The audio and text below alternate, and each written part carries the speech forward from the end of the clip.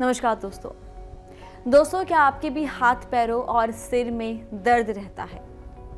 तो फिर संभल जाइए, क्योंकि आप संतुलित आहार नहीं ले रहे हैं। आपके शरीर में विटामिन की कमी हो रही है, जिस कारण से आपके हाथ पैरों और सिर में दर्द रहता है।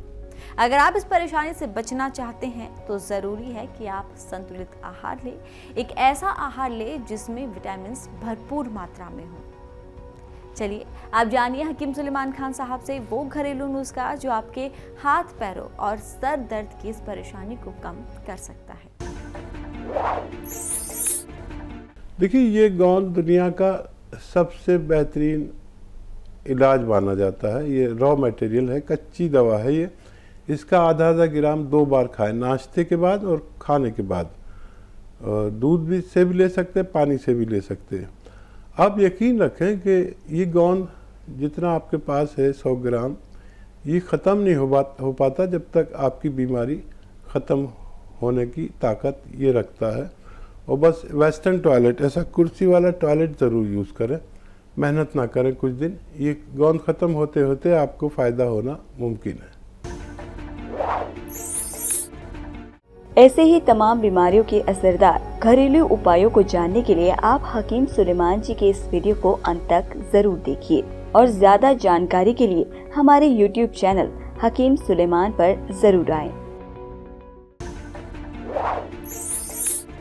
अगले कॉलर हैं यास्मीन बानो जी, स्वागत है आपका। हकीम साहब, मेरे 4 सवाल हैं। 5 साल का जो है बच्चा है और वो पहले 2 साल का जब वो था तब वो चलता था, लेकिन धीरे धीरे उसका चलना बंद हो गया, दोनों पैर बेकार हो गए और जो है ये उसकी ग्रोथ नहीं होती है। मेरी बहन है 34 साल की, वो जो है लंगड़ा, पहले शुरू से तो वो ठीक थी जब 14 साल की थी, फिर उसके बाद वो लंगड़ाने लगी और धीरे धीरे वो एकदम बैठ गई। अब एकदम चल नहीं पाती है, उनके हाथ भी, उंगलियां सब टेढ़ी हो गई कि खाना नहीं खा पाती है। और एक हमारे अंकल है, उनके भगंदर है, पस पड़ा रहता है। और मेरी पलक में जो है गांठ है, काफी दिन से बिल्ली निकली थी, उसमें लहसुन लगा लिया, वो गांठ बन गई, अब वो जा नहीं रही है। बस हकीम साहब इसके लिए हमको जो है ये बता दीजिए, आपकी बड़ी मेहरबानी होगी। ठीक है।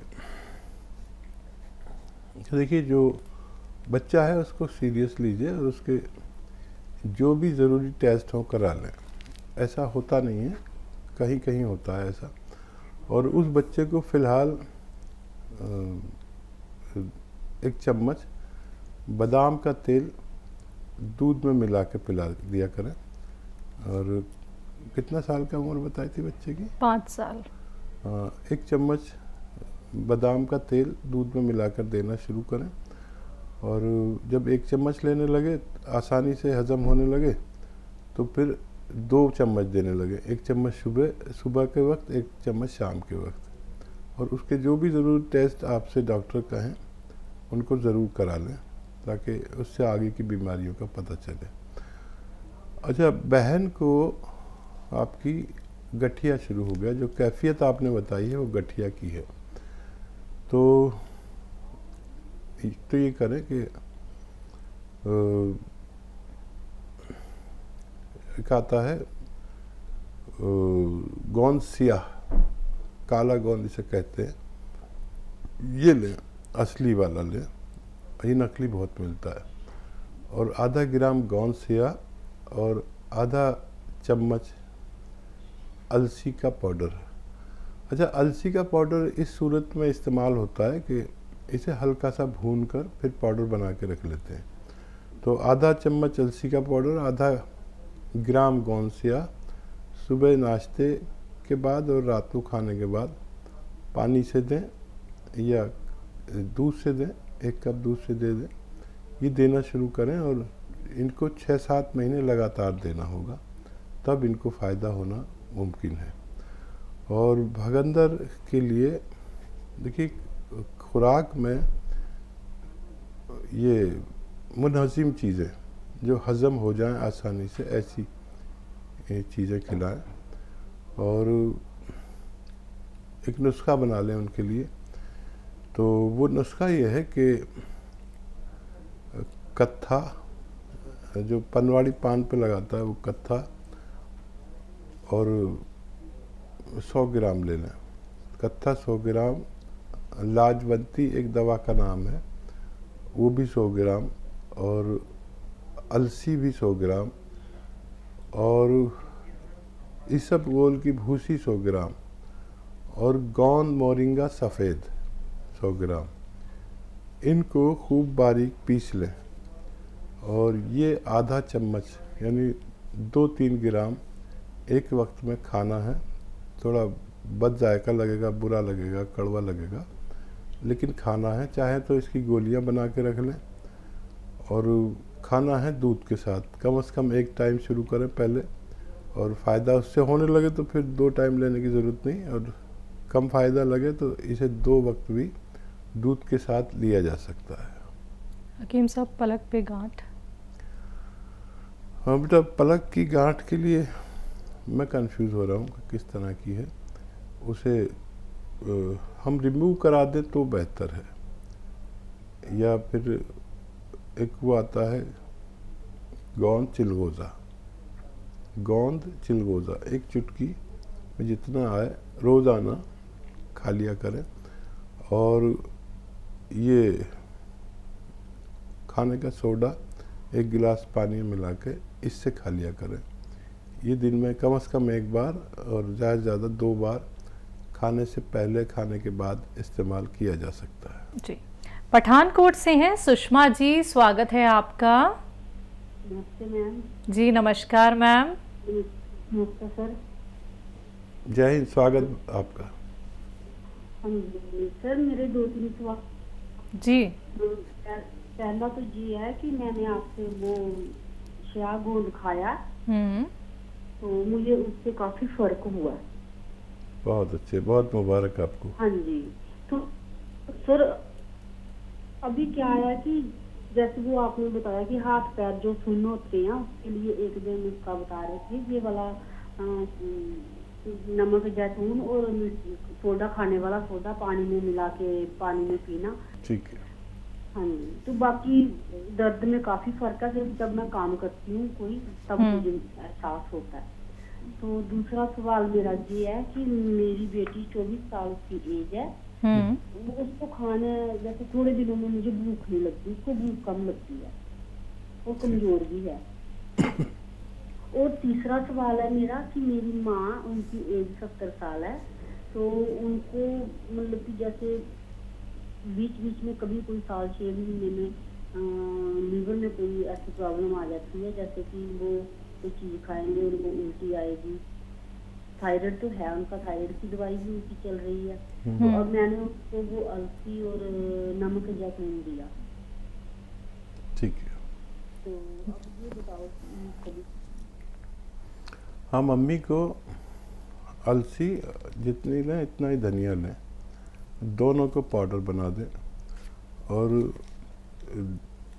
ये पाउडर खिलाएं और नमक जैतून का पानी पिलाएं, लेकिन 3-4 महीने पिलाएं।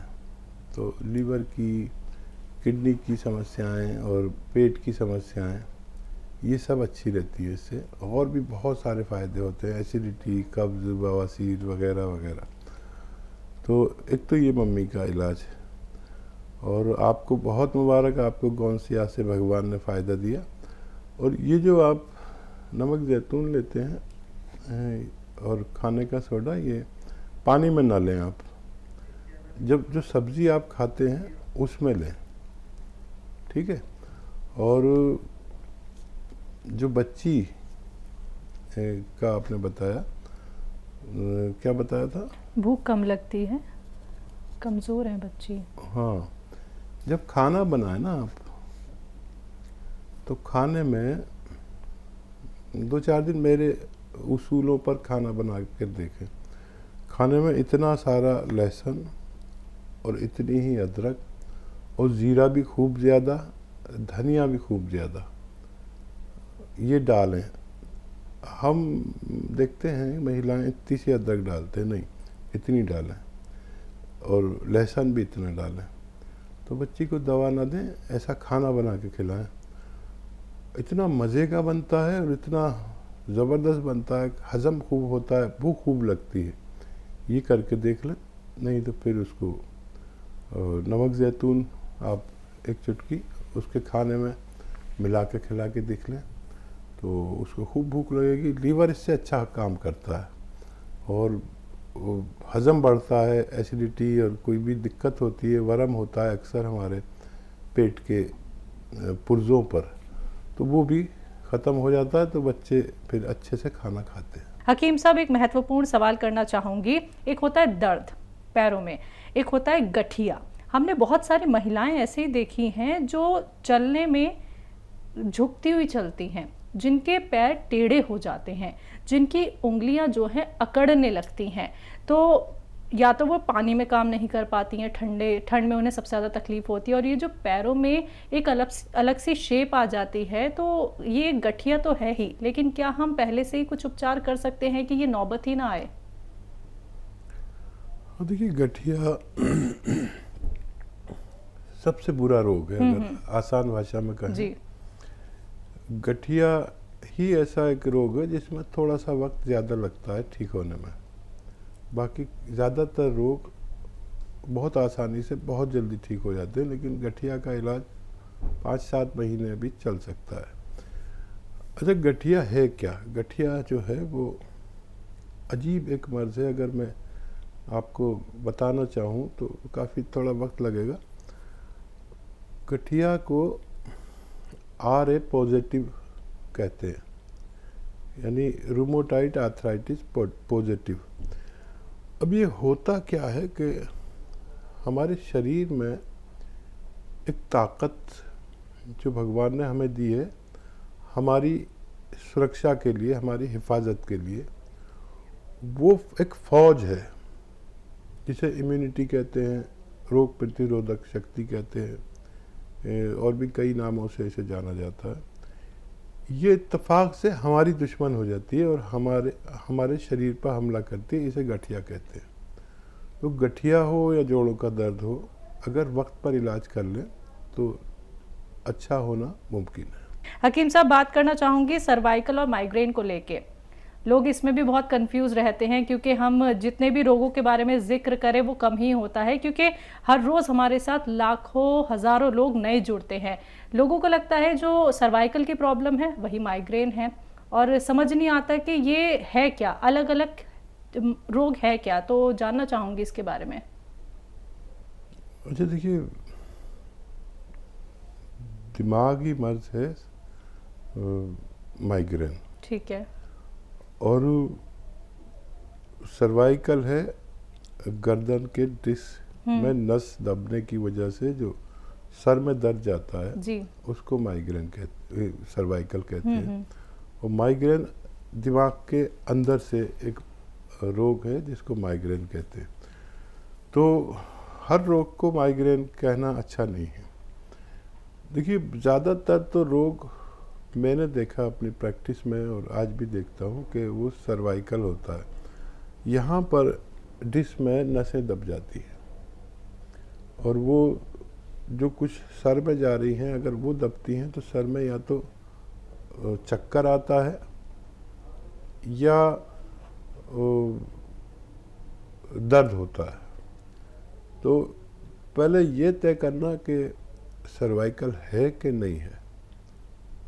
अब सर्वाइकल है कि नहीं है, इसके लिए याद रखें, कोई भी आम दर्द की दवा खाने से अगर आपका सिर दर्द ठीक हो जाता है तो वो नहीं हो सकता माइग्रेन, कोई भी आम दवा।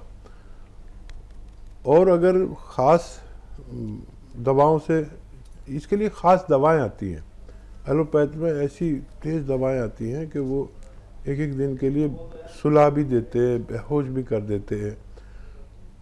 तो ये तय करना कि ये आपका सर्वाइकल है या माइग्रेन, इस पर ही निर्भर है। अच्छा, माइग्रेन की एक और वो भी है कि आप ऐसे बैठे और देखिए, ये एक एक्सरसाइज है बहुत कीमती, दुनिया की कीमती एक्सरसाइज में से है। ये 3 मिनट करें और ये देखिए, ये पूरी गर्दन यहाँ तक घूम जाती है, देखिए ये ठोड़ी यहाँ तक आ जाती है। ये 3 मिनट करें। अगर सर्वाइकल है तो 10 से 15 दिन में गायब हो जाता है। और दर्द हो तो दर्द की दवा लें, आम दवा। तो ये तय आप खुद करेंगे कि डॉक्टर पर भी मत जाइए, वो भी हर बीमारी उसको सर्वाइकल को भी वो यही कहते हैं और इतने टेस्ट कराते हैं और इतना बुरा हाल कर देते हैं। तो ये आप खुद तय करेंगे कि आपको कौन सा रोग हो गया है।